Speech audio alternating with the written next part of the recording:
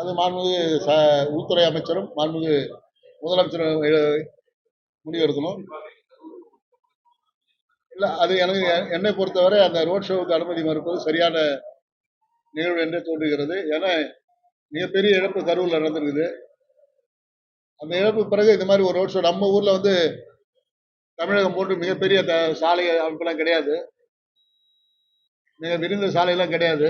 அதனால் வந்து தேசிய நெடுஞ்சாலைலாம் இருக்குது. இங்கே நம்ம ஊரில் மிக குறுகிய சாலை தான்.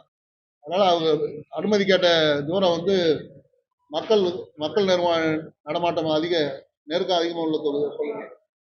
அதனால் அதை தவிர்த்துட்டு அவர் ஏதாவது ஒரு இடத்துல மிகப்பெரிய அளவில் கூட்டத்தை நடத்தலாம். ரோட் ஷோவுக்கு அனுமதி மறக்கலாம். அவர் கூட்டம் நடத்துறதை கண்டிப்பாக வரவேற்கணும். அவர் எங்கே வேணாலும் கூட்டம் நடத்தலாம். அந்த உப்பளங்கரோட கூட எடுத்துக்கலாம், வேற எங்கே வேணாலும் இருக்கலாம். இது நெருக்கமான பகுதி. புதுச்சேரிக்கு வந்து அன்னைக்கு உயர்நீதிமன்றம் அதுக்கு சம்மந்தமாக நிறைய இதெல்லாம் கொடுத்துருக்காங்க.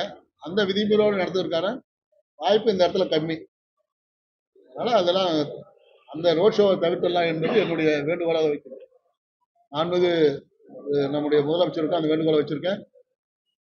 அவங்களுடைய தலைவர் விஜய் அவர்களுக்கு இந்த ரோட் ஷோவை புதுச்சேரியில் தவிர்த்துட்டு ஒரு மிகப்பெரிய பொதுக்கூட்டம் நடத்துங்க, அதற்கான உத்தரவை இந்த புதுச்சேரி அரசாங்கம் வழங்கும். அதில் எந்த ஒரு மாறுபாடும்.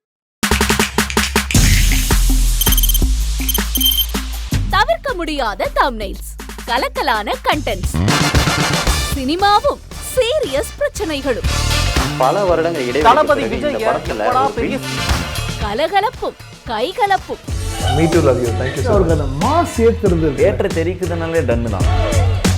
பிரேக்கே இல்லாமல் பிரேக்கிங் நியூஸ் சொல்லும் தந்தி டிவி ஆப். இன்ஸ்டா தலைமுறை வரை இறங்கி அடிக்கும் தந்தி டிவியின் டிஜிட்டல் எக்ஸ்க்ளூசிவ். அது தண்ணிக்குள்ள போகும்போது ஹேங் ஆயிடுச்சு. உங்களுக்கு விஜய் சார் எந்த அளவுக்கு ரொம்ப பிடிக்கும்? Of course, Malayalis are huge Vijay sir fans. ரெண்டு பேருமே ரொம்ப பிடிக்கும் எனக்கு. தந்தி டிவி ஆப்பை இலவசமா டவுன்லோட் செய்யுங்க, ஃபாலோ பண்ணுங்க, சப்ஸ்கிரைப் பண்ணுங்க, என்ஜாய் பண்ணுங்க.